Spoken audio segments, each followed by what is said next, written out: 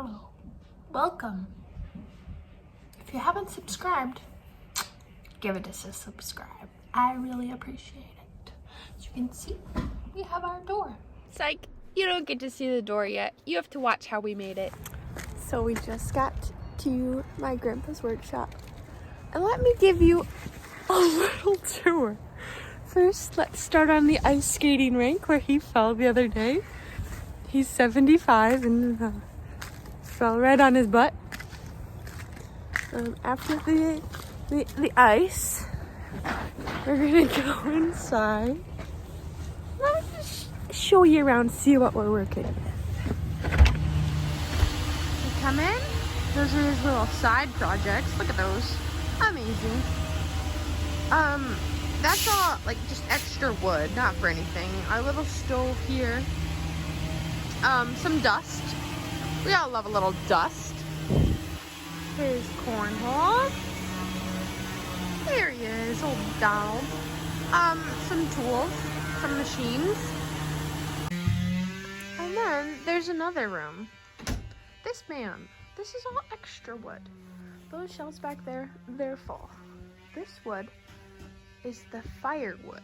I can't even afford the firewood.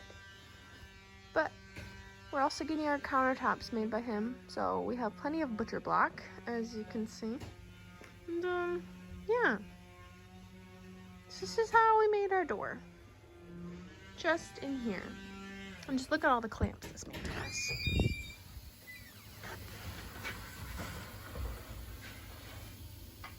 That's enough. So first things first, when you're building a door, you want to take your wood. Hopefully you'll have wood at this point. If you don't, go get some wood. I don't know how much. Couldn't tell you. But then you want to sand it all down so that's all the same height.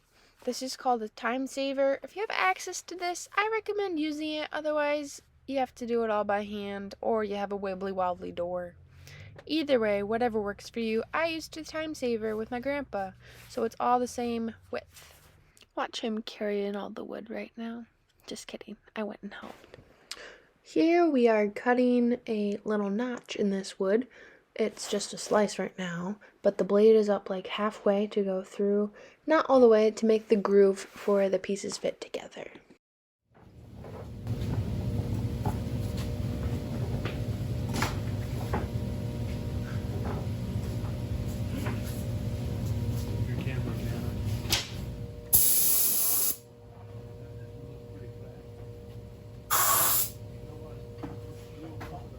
Actually doing something helpful besides just entertaining myself. I'm scraping off the little excess 1/662nd of an inch off that it's not properly lined up. Should I go this way? It's not. This is what you're gonna want to check for. If this block is out too far, that means It's not deep enough? it's not gonna the other boards will have a problem. But we can also cut the board to 30 seconds short for length. Yeah. To the top, that would be the easiest thing to do. Cut them just to 30 seconds Rather short. than cut that groove again? Yeah. Okay.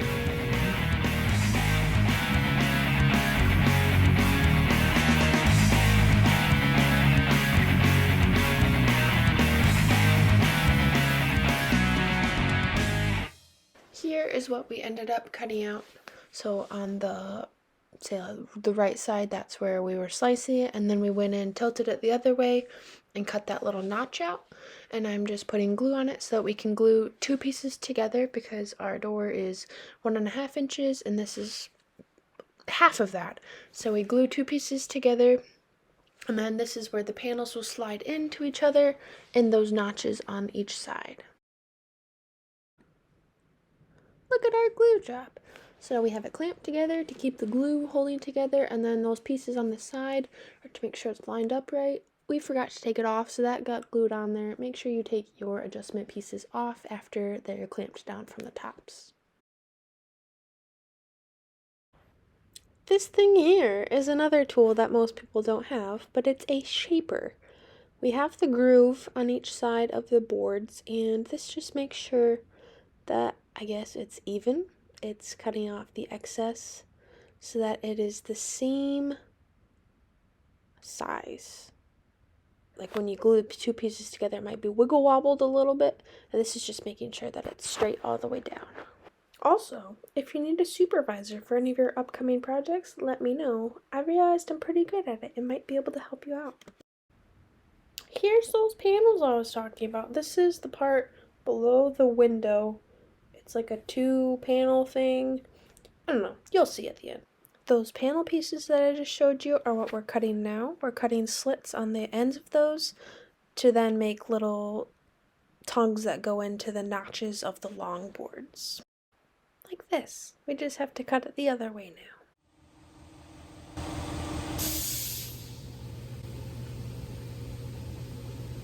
This is the stuff you came to see. Extra cheddar.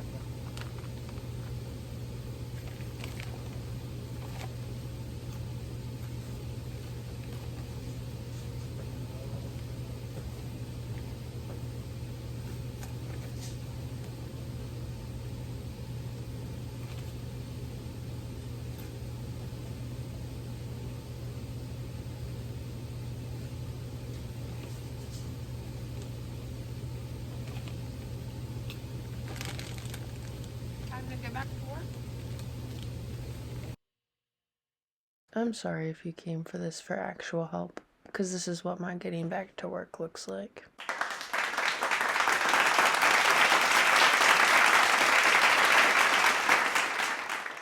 These are the notches, cut on each side, and then we just have to slice that off so that it is actually a little tongue and not just a double cut board.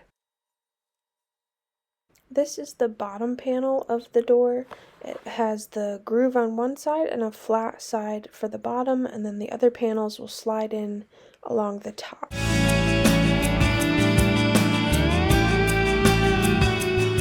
Here is the tedious work of standing those boards up on their sides and cutting that extra little notch off to make the tongue.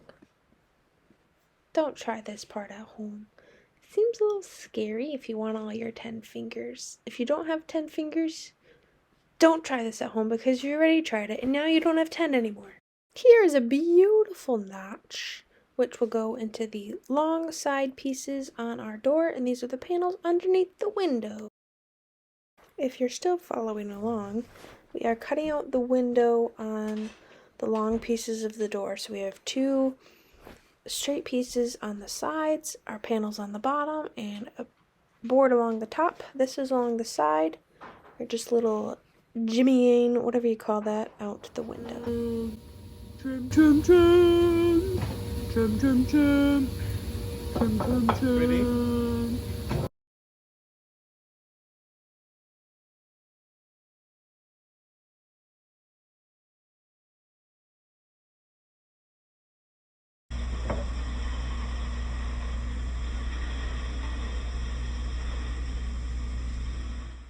After trimming everything down to size, you're going to want to sand the corners of those panels that are sliding into those grooves so that they just fit a little bit better and you can actually get them in. I got a sliver from eating goldfish.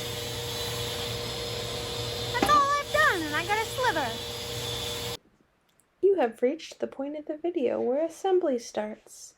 We are gluing the little groove to put the panels in so it stays.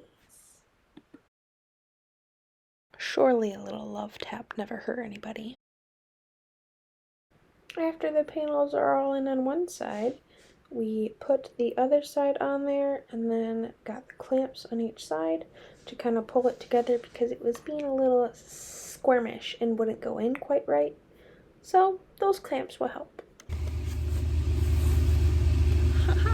Another day in the workshop.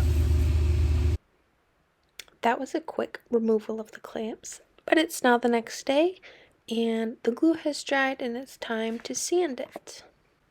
Unlike a lot of my other videos, I'm actually doing this right and sanding it just to get all the extra glue off and make sure the stain goes in nice. Because it is such a big part of our bus, I want to make sure it looks good. So I'm being kind of thorough here and it kind of took me a while, but hopefully it looks good. Oh, and don't forget there's only one side. Because there's two, you lucky duck.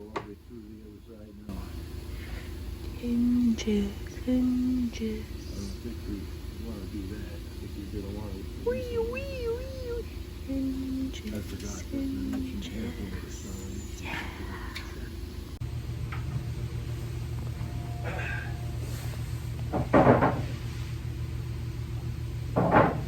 We are routering out the door hinges. Are we filming? Ah. Put a little jig on there, right there. Very grateful for my grandpa. He made this little jig thing that sat on the edge of our door, and we used double-sided tape to stick it on the edge, and then the router sat right on top of that square so that it was the exact size of the hinges, and it sat on there like butter and didn't tip, and it's just awesome. Here's a close-up of that little jig box thing. Don't know how he made it. He's awesome.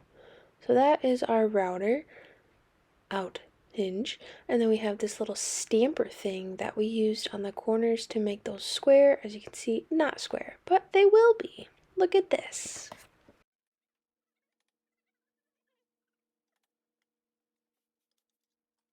After that, stamper thing marks out where it's going to be cut, and then it kind of cuts through, and then you need a little more help for that. So he used this chisel thing to make sure that is square and smooth.